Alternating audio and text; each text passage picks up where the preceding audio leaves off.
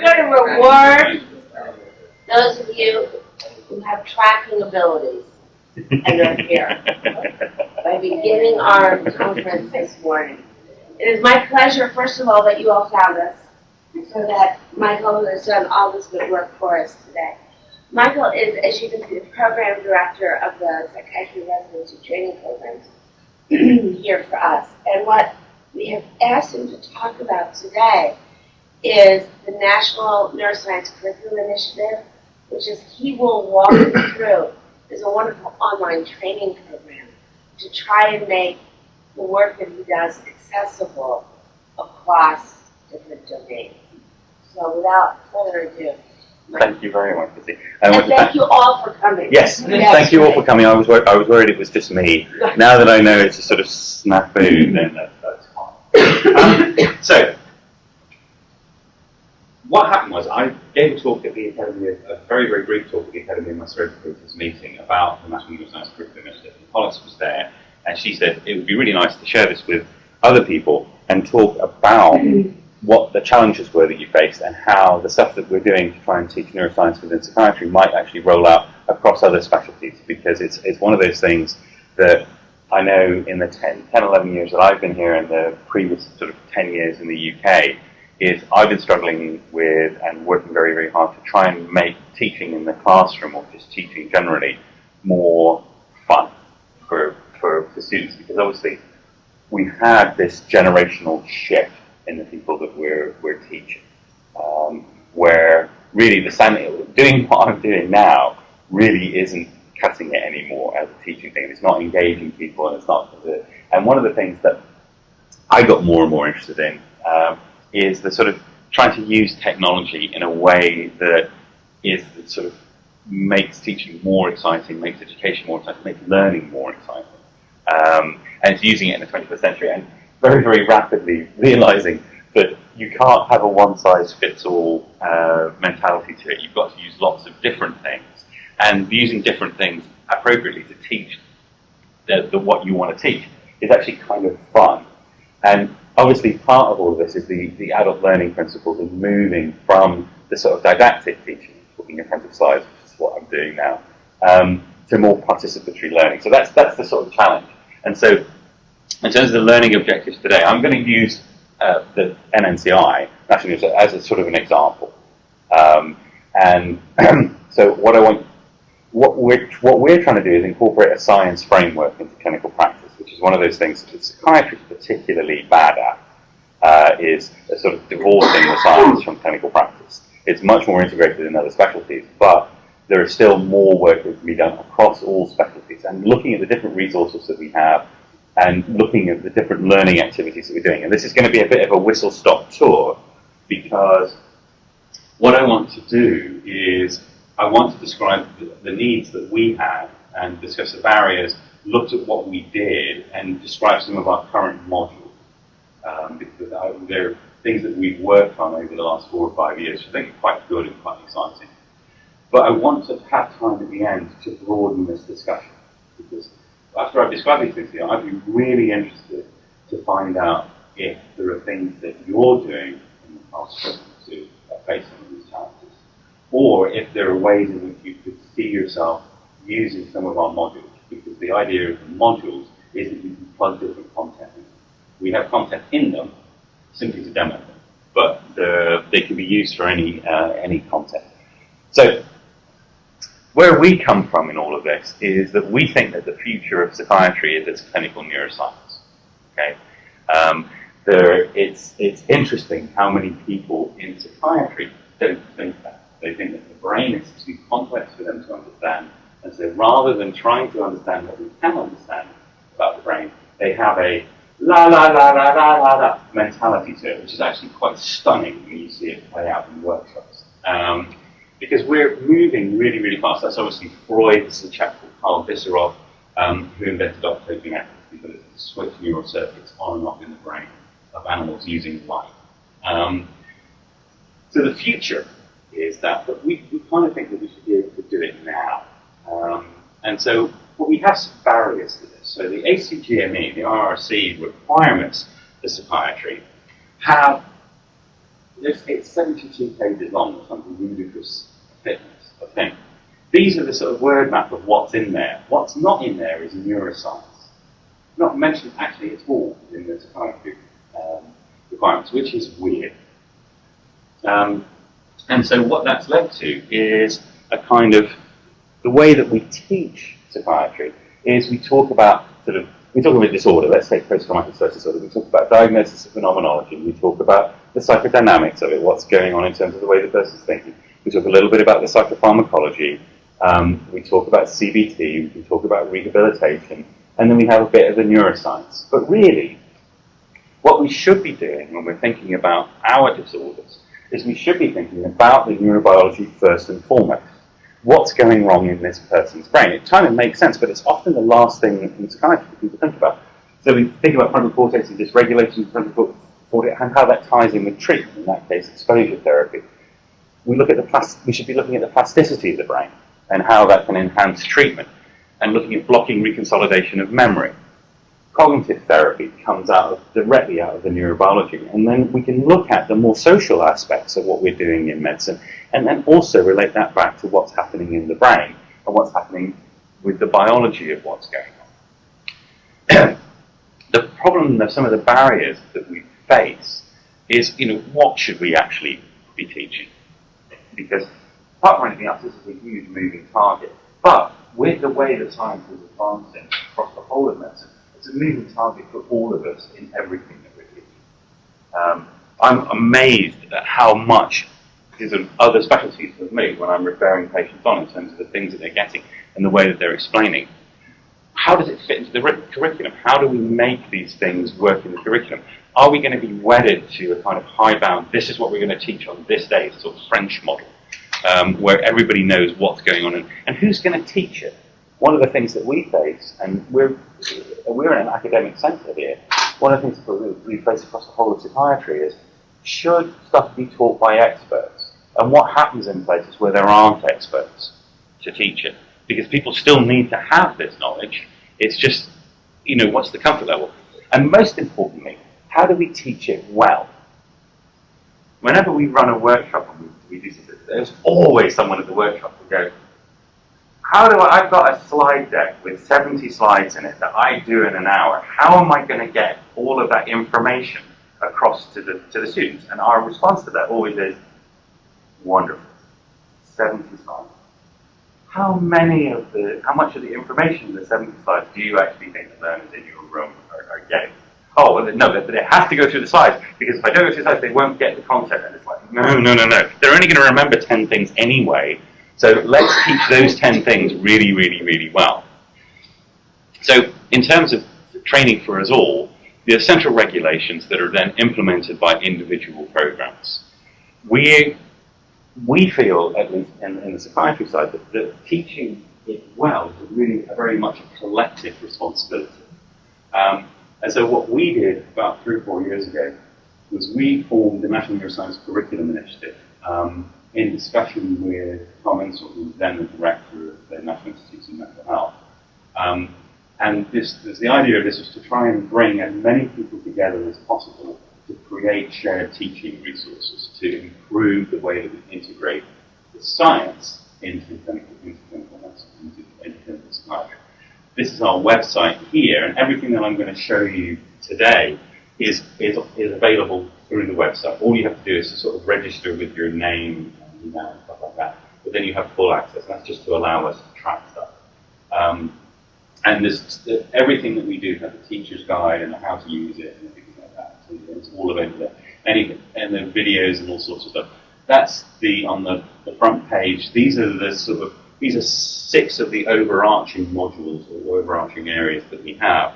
But we're now reached the point where we've had to change that, and now we have this sort of menu of all sorts of different ways of teaching things, and also expert videos that we've drawn from conferences and stuff like that, where we literally just grab the great good and stick it in front of the camera and say, tell us what's cool that's going on in your area, and then we take snippets out of it and use it for teaching.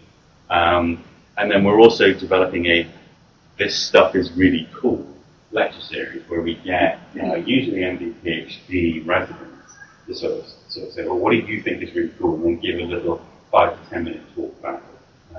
And we're doing those across all sorts of different things. And they're again, really accessible resources. This is the three of us who are the co-chairs. So David's at Yale, Mercer's at Columbia, and then there's me, and we also have an advisory board that sort of helps us with coming up with new ideas. And what we're trying to do is to use an integrated patient-centered approach to everything that we do.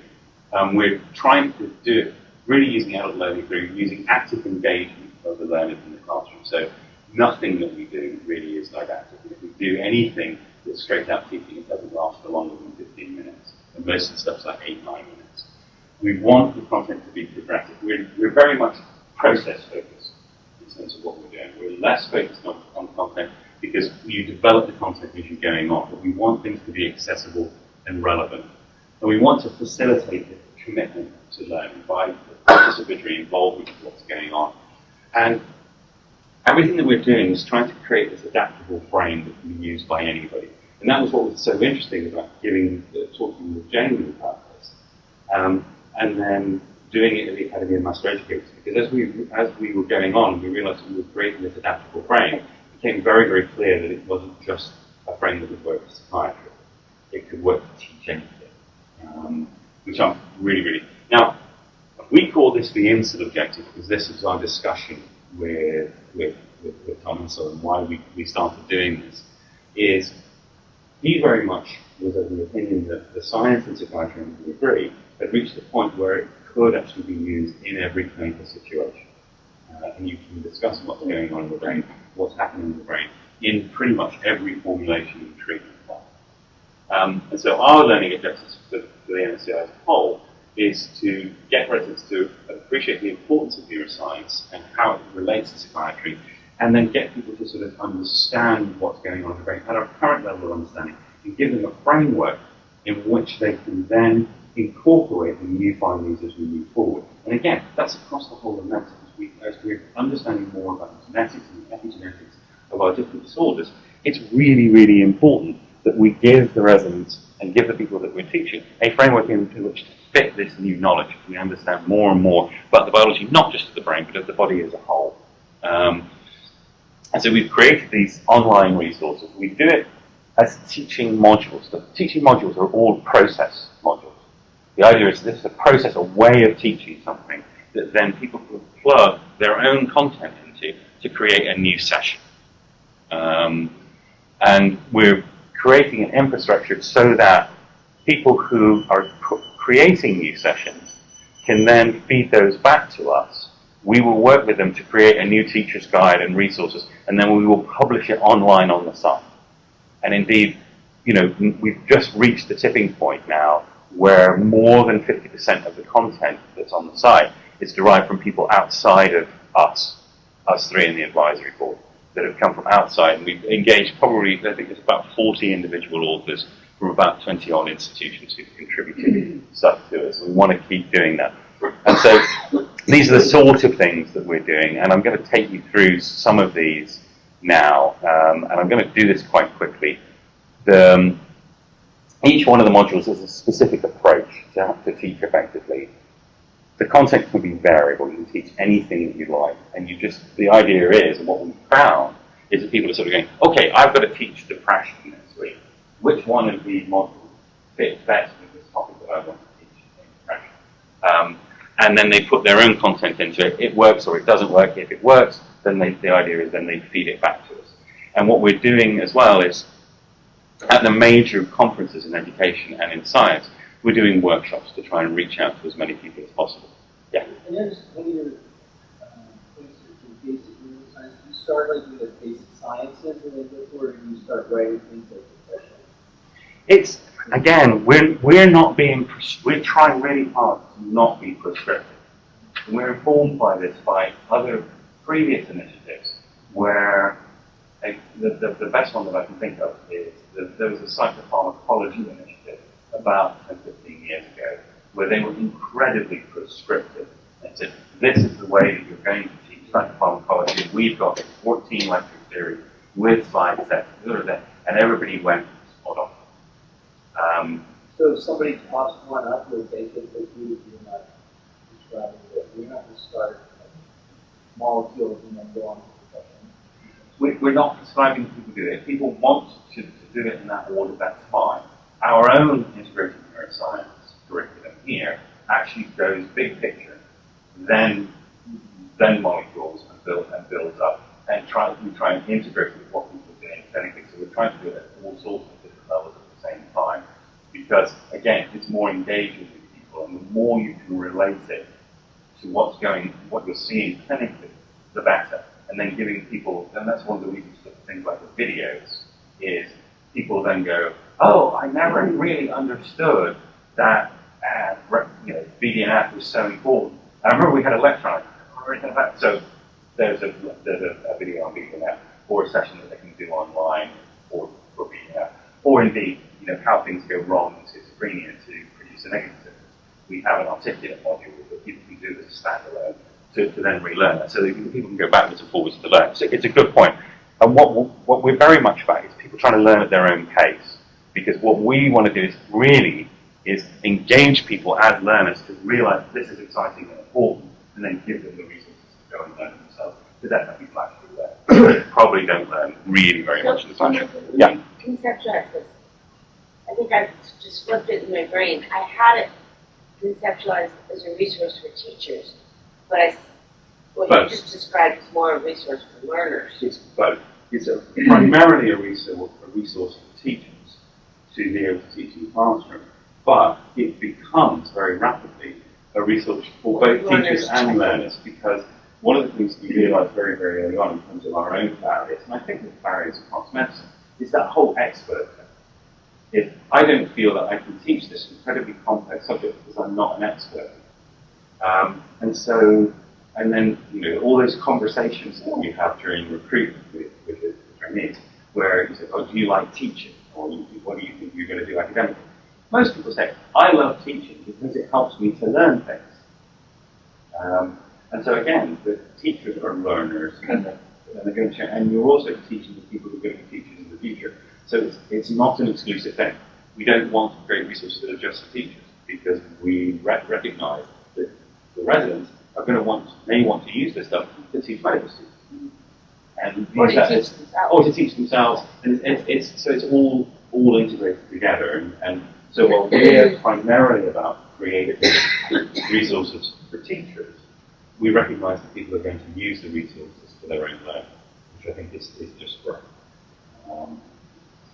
So just to show you a few of the things that so this is one of the first things that we did, which we got some criticism for, but when you actually do it in the classroom, it's really, really cool. This is the Play-Doh brain, which I agree sounds a bit weird, but I'm just going to show you a snippet from the video that we show people, because it's illustrative of the kind of things that we end up doing. So this is like I say, this snippet, and this is interesting. We do this thing called the Brain Conference. We've done 3 in a row now. We're now going to be doing it for the next years. We do a tryout for the Brain Conference for the new modules that we're testing out at Columbia, because it's easy to get all the program directors from New York. And the very first one that we did with the Play-Doh brain, we had this really quite happy video that we showed people of someone building a brain. And Josh Gordon, who may actually be the director of NIMH in the future, turns out he's an absolute savant with Play-Doh and making anatomical structures. And so we had him made a new video for us, which is just brilliant. So I'm just going to play you a snippet from it.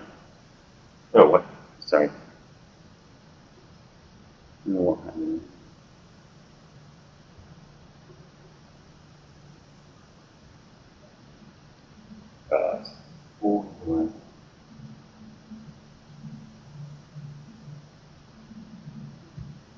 Hello, my name is Josh Gordon from Columbia University, and I'm going to show you how to build your brain and play it. We're going to start with the brainstem. The brainstem serves as a conduit between the brain and the rest of the body in the spinal cord. The cortex has 4 lobes on either side. The front lobe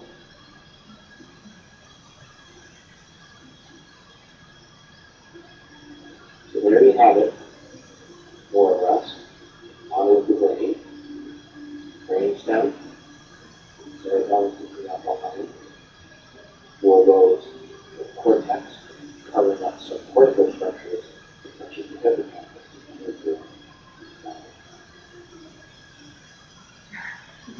So it's about a 10-minute video, but it's brilliant. Then what we do is we show people the video, give them a load of Play-Doh, and then get them to build their own brain in pairs. And the residents are always like, oh, this is like elementary school. And then when they actually try and do it, it's really not easy. And we have a prize. It's kind of sort of half a joke. It's a prize. We haven't figured out a way to incorporate the basal ganglia in the build a Play-Doh brain. So we have a competition every time we do it. And we've got about 200-300 pictures now of people doing this. The prize is if you can integrate the basal ganglia into it without making it crazy exercise, then we really, really want to see it, and you get to make a new video for doing it. But we're also working on doing some other structures. So there's things like the amygdala, which have all the different sub-regions which are actually important for us to know. And we're working on doing a build a Play-Doh amygdala. Which I think it's quite fun, quite interesting. So the other thing that we do as part of the neuroanatomy one is we just have people label bits of the brain. It's amazing how resistant psychiatrists are to learning the basic anatomy of the organ that we look at every day. And so actually doing exercises like this and then building onto this, not just what's the name of the structure or what's the function, is actually really, really useful. We use outside resources to do a lot of this. If we don't have to create something internally, we don't. So there's a wonderful app called the 3D Brain available from Cold Springs Harbor, which you can, so as part of this, we have people download it to their phones or to their device, and then they have it thereafter to be able to use in the clinic to explain to people, this is what's going on in your brain that's making you depressed and making you psychotic. And then they learn how to use it as part of the exercise in the classroom. And again, it's about infusing people as learners to do things. So one of the other things that we need to do is to get people to integrate the knowledge together. So we have this integrated case conference, which we do, and currently we're running these on a sort of monthly basis and having people sort of come in from different sites from wherever the integrated case conference is being run. And the idea, again, is we always, pretty much everything that we do is a case at the beginning of it. So we discuss a clinical case that's relevant to the neuroscience that we're going to teach. We have a group discussion in this particular exercise, group discussion and a case formulation. And then we have a panel of experts. And for psychiatry, it's the sort of biological, psychological, and social. And the idea is that those people then opine about their formulation of the case from their perspective, and then try and integrate their formulation with the other two formulations, so that it's not seen as three separate things, but as something where the three things are impacting each other. So where the social situation that the patient is in is actually how that's impacting their brain. And again, you can see this for any disorder. You can think of diabetes and people who are really, really poorly controlled diabetes. There's huge things going on psychologically and socially within that poor diabetic control that will help people formulate that case, as well as whatever is going on with their sort of pancreatic function. And then there's an open discussion again with an attempt to integrate that. We always have a teacher's guide for each thing, as I say, and a sample for this one, we have a sample script, so that people who are non-experts have an idea what the experts are.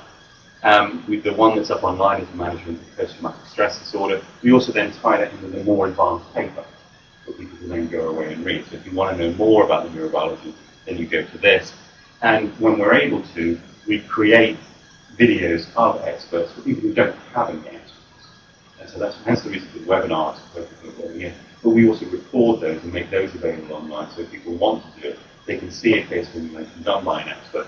And these are videos that we made in my hotel room the day before we did the first brain conference. We suddenly embraced that our technology was not going to work in terms of getting three experts in the three different rooms to broadcast to each other. So we have these standalone videos. So, translational neuroscience. This is something that we think that the integrated case conference is generalizable across medicine. But this one, translational neuroscience, is definitely generalizable across medicine. The idea of this, and you can say do this in any way, you have a case discussion, so any case across the whole of medicine. Brainstorm the current standard of care for whatever the case is. Then, you choose three short papers, usually 2 or 3 pages, that are at the cutting edge of whatever the treatment is for the disorder that the case is about. And you split the residents up into groups, and they discuss the three papers. And then you do a small group exercise with the 3 papers. And in the 3 groups, you have people describe, while you're whiteboarding it, the central claim of this new paper, which is new knowledge to them. Why is this not a journal club? It's not trashing the paper. Why is this paper cool? What's cool about this? What are the limitations to the paper? So a little tiny bit of trashing and a little bit of evidence-based medicine. And how could this paper change the way we think about future treatments for our patients? So it's usually novel mechanisms. You usually choose papers that are novel mechanisms or a totally new therapeutic group or proof of concept type things. And then have a group discussion about it. And it takes about an hour. But what happens is, in the classroom, really cool, is all of the residents are exposed to the 3 papers that you presented. Well, they become a little bit of an expert on the paper that they as a group have read and presented. But then they go and read the other 2 papers that were presented in the classroom after the class. We don't have to force any homework yet. So the pre-work is done. Somebody is in charge of picking which articles these are and then making them accessible online, and then the teacher just has to go to them. That's the idea. But if you as a teacher are doing this, Right. then initially you may choose the 3 papers because of what Okay. you're wanting to teach and what you're wanting to get across to people. So, for So instance, this is just a framework. This isn't necessarily a module that these aren't modules that exist on certain topics. we are creating those as Uh-huh. people are using them and as people are plugging content into them. Uh-huh. We're saying to people, okay, you've done this, now Put it in. come submit this to us, we'll Yeah. publish it online. It will be a publication, online publication for you. We have a whole editing, we're treating it like a journal. So okay. people will submit to us, Cool. we'll get a field editor to work with them, who's potentially a content expert, and then we'll run it by a neuroscience, a scientist, if we feel it's necessary, to get their final say and stamp on it. So the PTSD stuff that we've done, for instance, has been run by Terry Ressler, who's the big guy who was at Duke. I think he was at Duke, has now moved to Harvard, so he reviews all the So PTSD the stuff. process, so playing off of Carson, Mm. there's 2 ways I could see, and I don't know which way you're doing it, but here's the guideline for a case, go do your case. When your case is done, we'll have a field editor look at it. Or, I want to do a case, can you send me a field editor up front? We can do it any way that people want to. What we're finding is people are going onto the site, they're saying, all right, we're using, they'll take something that's ready-made with content already plugged into it. They'll do it in the class and say, shit, this really works, I really enjoy teaching like this. And then they'll start plugging new content into it. And so then they'll feedback to us, hey, I used your module, I've done it to teach this, and we're like, submit it. Oh, it's all, I don't know how to do that, I'm really worried about this. Okay, then we'll have a field that we'll have somebody who knows about this or is interested in it or is close to you, work with you to promote this into a submission. And so that's why we're really, really pleased. The website's got sort of, I think 700 people now registered on it. And we're creating this sort of database of people. And the people who are giving talks for us in the Ask the Experts series are all people now that we're able to tap into as scientific experts that we can send stuff to and say, hey, we're ready to put this up online, what do you think? And they can go, well, this is right, this is right, this is wrong. And so we're in sort of constant state of development. Yeah, we'd love people to be able to pull it off the shelf, but we recognise, and again, we don't want to be prescriptive, that if you want to teach your pet subject or your pet thing, go ahead and use the module to do that. And if it's an area in which you know about, choosing the paper will be easy for you. So again, a lot of this is about why should I care? You know, and so making it relevant. This is an example. This is an example of the answer key. So this would be the sort of thing that we would expect to be on the whiteboard as people are describing the 3 papers. And so these are the 3 papers here, and then the 3-sentence summary. What's cool about this? What are the limitations? How does it affect future treatments? And what are the other questions? And then based on the questions that you get, you either have resources that you can share in part of the class, or, and it's a little bit of work for the teacher, if a question comes up that you haven't prepared for, great, you integrate that into the next time that you teach it, but you then also share the resource with the learners. And again, we found it's fun. The other thing is about directly applying our neuroscience knowledge to patient care. And this is talking pathways to patients. So we have, again, a case discussion.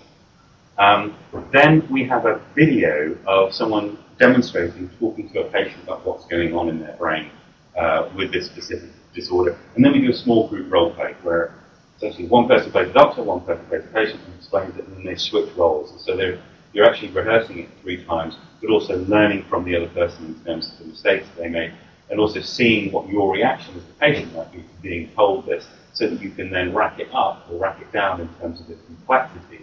And interesting, one of the MD PhD students here took this module and has done a version of it in groups in CPCDS, which is our addiction service, and has gotten the most phenomenal feedback from the patient groups. Because one of the things that we always face with it is we'll say, this is a terrible indictment of psychiatry, we'll demo this, and people go, oh no, that's too complex, my patients wouldn't be able to understand that. Our reaction to that is always patronizing. How dare you make the assumption that your patients can't understand something that's really quite simply put. And for me, this actually came up, this whole thing and my whole kind of, we've got to be doing this, came from my sort of research career back in the 90s, where I was doing neurochemical imaging, so imaging 5-HT2A receptors. And I was doing it with people with chronic schizophrenia. And of course, as part of your IRB in the consent process, you have to describe exactly what you're doing. So I would sit with patients with chronic schizophrenia and go, this medication you're taking, we think is blocking your 5-HT2A receptor. This is what the 5-HT2A receptor is. And I'm thinking, I'm wasting my time doing this because this person has chronic schizophrenia, because I was trying to pass it. And then I come to the follow-ups with the patient. And I remember clearly to this day, one of the patients going, Dr. Chose, that 5-HT2A blockade I've got in my head, it's bloody marvellous. It makes me feel really good. And I'm saying, you understood it. And so forever afterwards, I've explained to people this is what's going on in the and that's where talking pathways to patients came from. So again, there's a teacher's thing here. This is somebody who's nothing to do with us. At this time, he was the chief resident of the Western Michigan University School of Medicine in Kalamazoo. And he was somebody that had been doing a kind of talking participation, presented at the conference. And so we worked a long time with him to get him to do this kind of 15-minute video explaining things and got it looked at by experts. And it's brilliant, we use it in our teaching here. So really, really nice. But getting lots of people have said, oh, I do now do talking pathways to patients. Hey, wonderful. Do a video for it. Oh, no, I don't want to do a video. Well, we kind of need you to do that. And so we're slowly building more of these. But it's interesting to do. Another one is medicine in the media, or neuroscience in the media. This is part of Tom Insull's thing, which he wanted residents to be ambassadors of neuroscience, to be ambassadors of medicine that they're going out.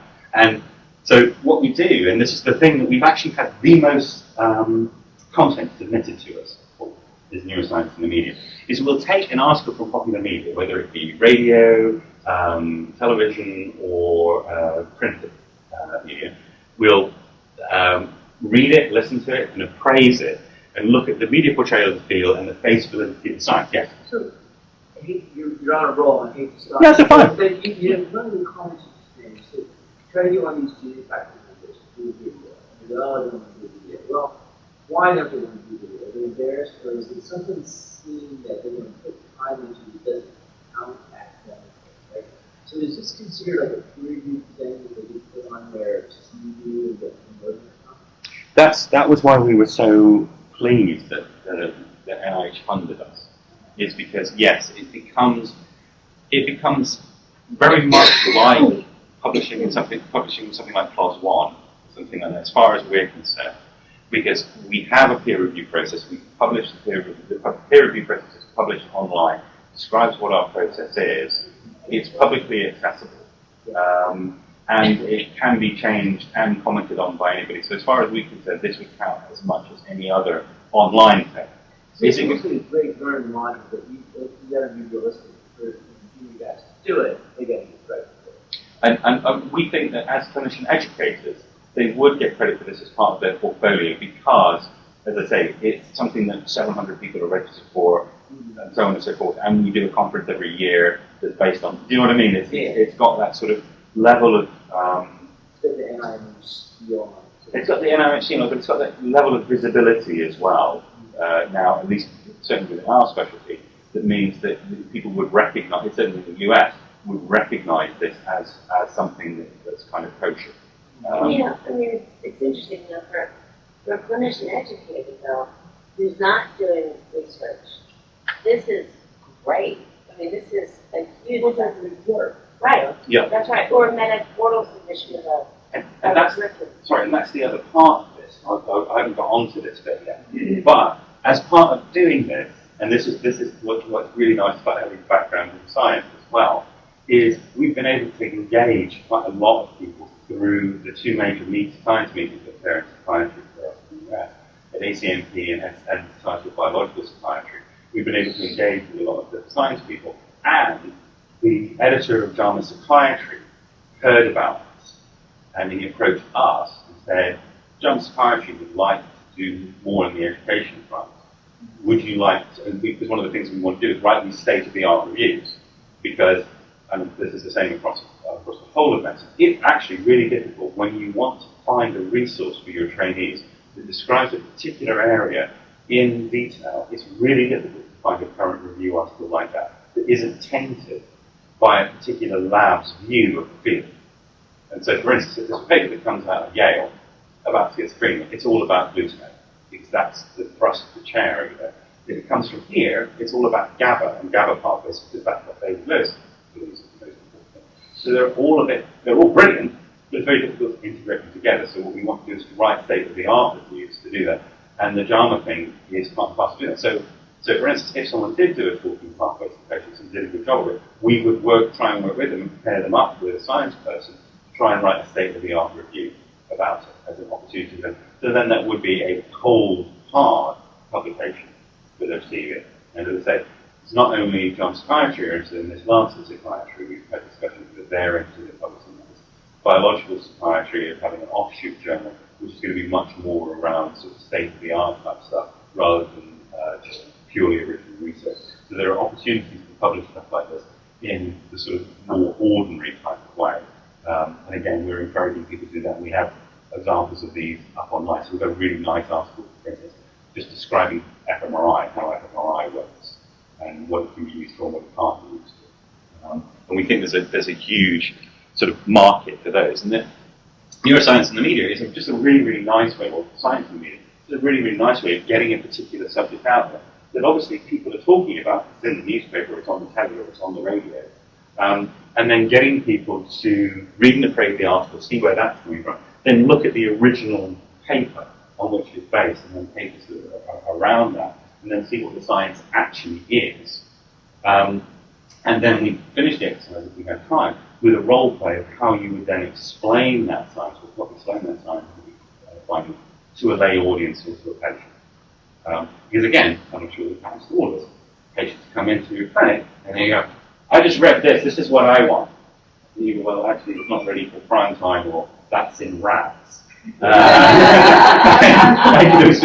you're having that conversation anyway. So it's a rich thing to do in the classroom, because again, it can make rather esoteric sounding science very, very clinically relevant. Actually, it's as if you're talking to people. We do one with transcranial direct current stimulation, which is from Radiolab. Radiolab's brilliant for getting stuff to the media articles. It's nice and easy to download. You can edit 5 minutes out of it that tells you the stuff. Gets people very, very engaged. Last year we started doing something called Neuroscience Lab, which is where we actually were inspired by our teachers in chemistry and physics. We used to do this classes, where they'd explode sodium. Or make things go bang, or they have you do really cool and exciting things. So we're doing scientific experiments. So Neuroscience Lab, again, was a case that we ran people through an fMRI paradigm, which is an NBAC task, an interference task, where we then we'd have the NBAC task with just a number or a letter that you pressed every time you saw it, have to remember to do that. Then put up emotional faces next to it, and the app records people's reaction times, so they see their reaction times slowing, because they're having to process, they're having to regulate their affect based on the faces, it slows them down. And then we have a video that talks about a model of emotion regulation for about 12 minutes, relating both to the case and to the fMRI paradigm that they've just done. And then we reformulate the case based on that. Another thing we're going to teach people about hippocampus. As you know, if anybody knows anything about the lay down memories, if you give people memory hooks, they learn things, they remember them much, much better.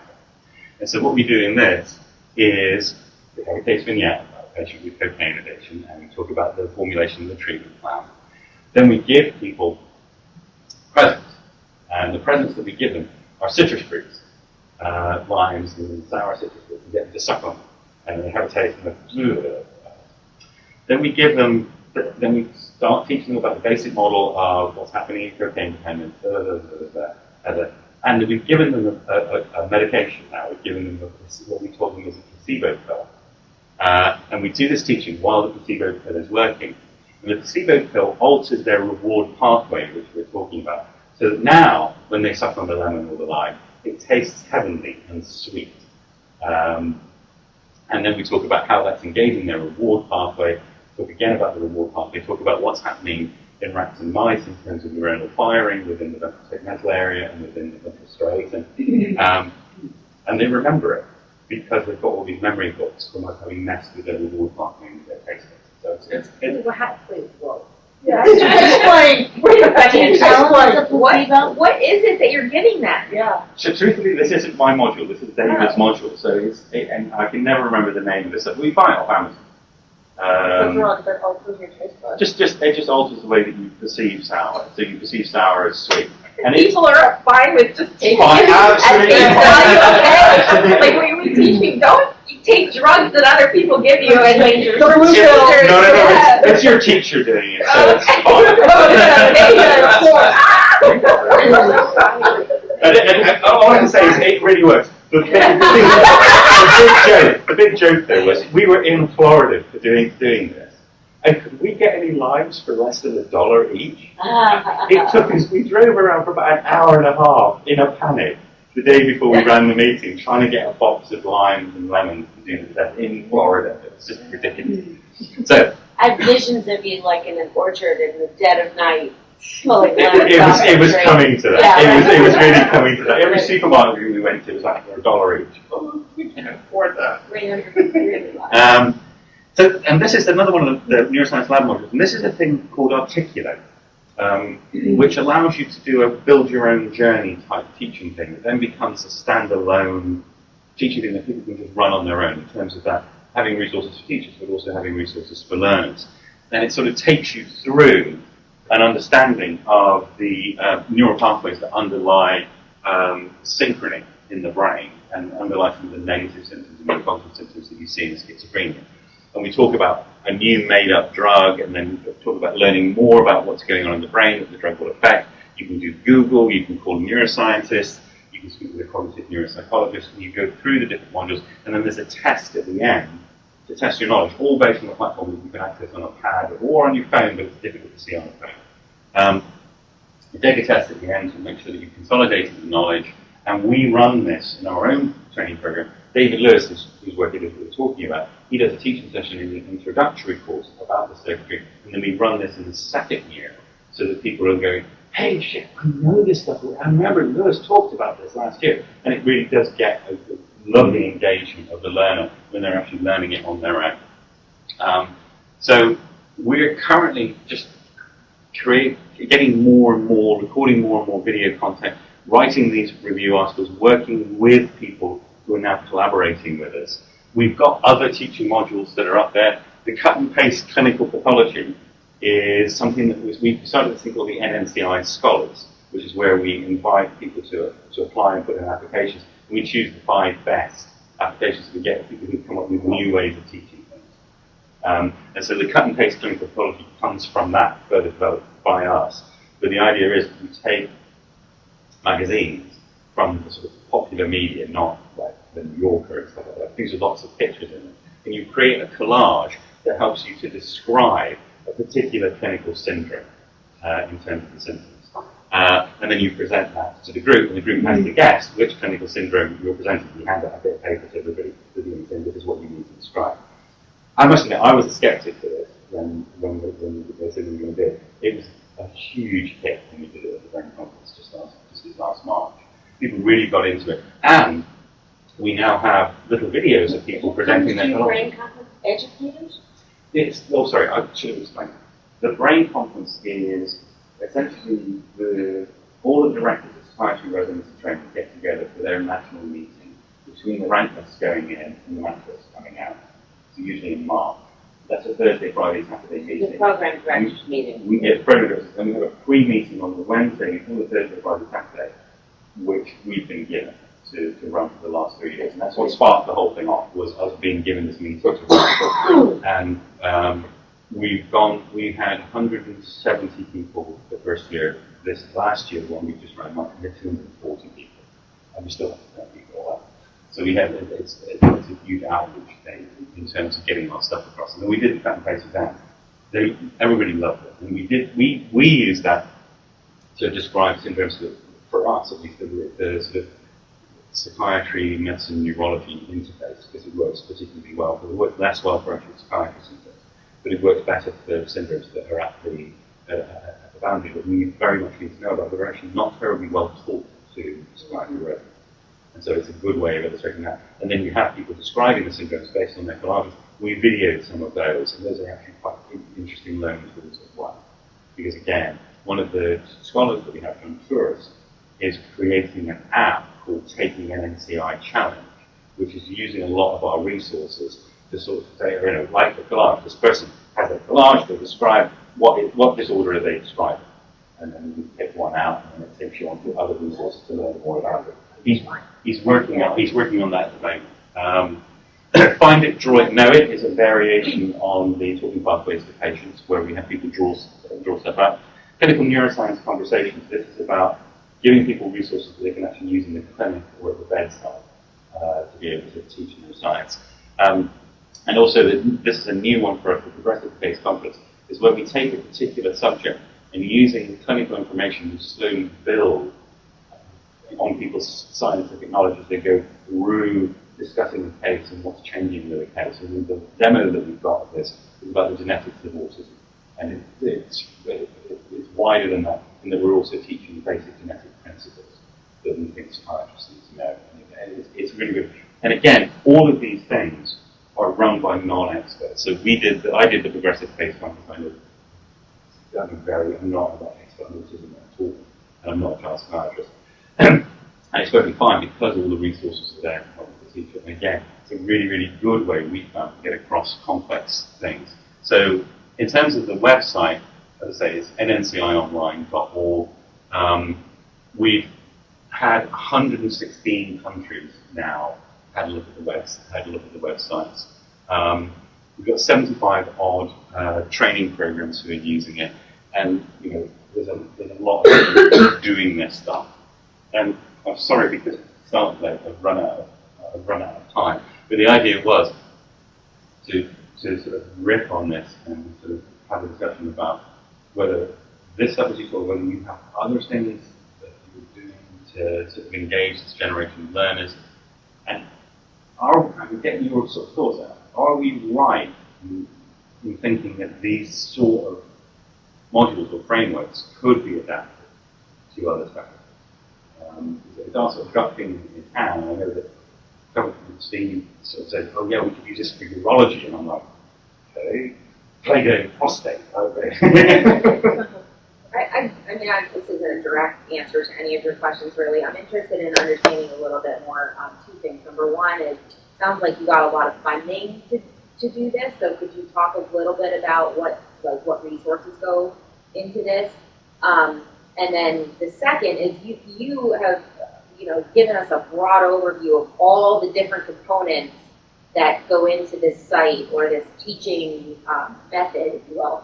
But it seems kind of like, to me, like overwhelming that you've chosen to do so many different types, and how, like, from a timeline, is it that you just have lots of different people working on it all at the same time? Or for people who might want to replicate something like this, would you recommend that they focus just on one category at a time?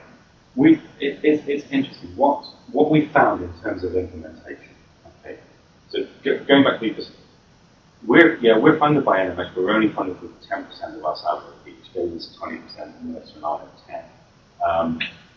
The funding side of things, really, we were kind of doing this. We were going to be doing this anyway as part of our teaching or as part our departments, our individual departments, are supporting us in doing this and recognizing that this is a valuable effort to the department. What's the platform? I mean, how did you, what was the technological support to build your website?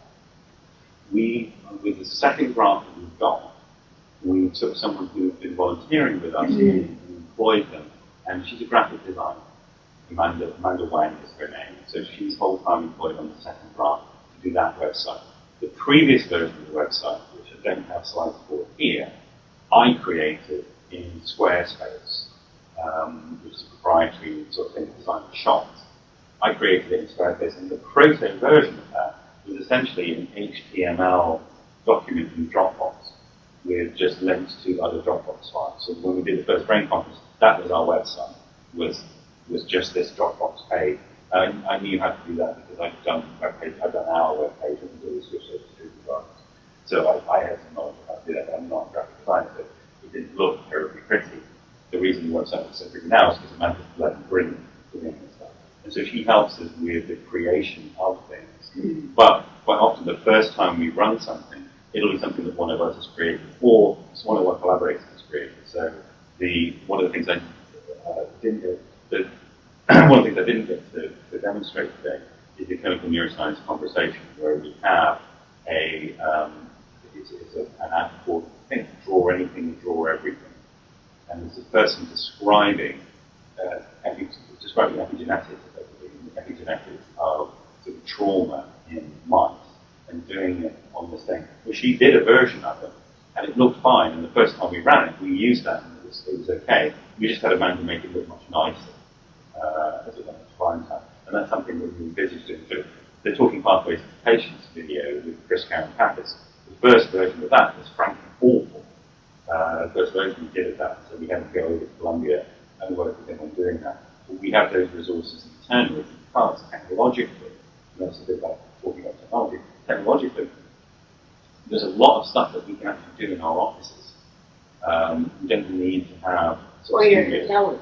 or hotel rooms. And like I said, I didn't demo any of the stuff to do a separate presentation. Is making educational videos and how to do it in your office. And any of you that look on, any of you that are interested, I can give you access to our educational site, where I have all this stuff that we've recorded, people who are desperate, just cannot not do a didactic talk. I get them to come to my office on a Wednesday when I'm working in the ER. We have a big backdrop put up, some proper lights put up, a camera and a microphone, the whole setup costs like $200. And then get them to record on Camtasia, which I think is what this is being recorded on. Record on Camtasia, a little talking head of them, their slides, and we put it up online, try and break it up into 10, 15-minute things, and that's it. That's the didactic thing. Now, in the classroom, we want you to do something that's participatory and experiential. We don't know what to do, but please don't just stand in front of slides and talk. Just to people can watch that. The other decision that we made fairly early on, and we have to keep reiterating to ourselves, is we try not to give people homework prior to the class. We found that that's a bit of a disaster. Much better to do something in the class that gets them enthused and then give them the resources to go and learn afterwards, than trying to get people to do things ahead of time. And so you'll see, I think with a couple of exceptions, almost everything that we have up is kind of, you can just go into the classroom and you teach it, and then they go away and learn that. It doesn't sort of answer your question. It seems time intensive, but when I actually sit and do stuff, when I put these slides together initially for that, that was about an hour and a half work in terms of just getting into the order that I really like and everything like that. It's about the same amount of time as it takes me with the translation of neuroscience to find the 2 or 3 papers that I'm going to do in the classroom, and then sort of work out in my head what I think the answer key might look like in terms of the main points that we're going to cover. And then just like a slide saying, that's then an enduring resource that will last for 2 or 3 years. What I meant is not even. I'm gonna time this out here, but I suspect Michael will be happy. Yeah, thank you. And answer questions. So thank you all for coming, and thanks to Michael.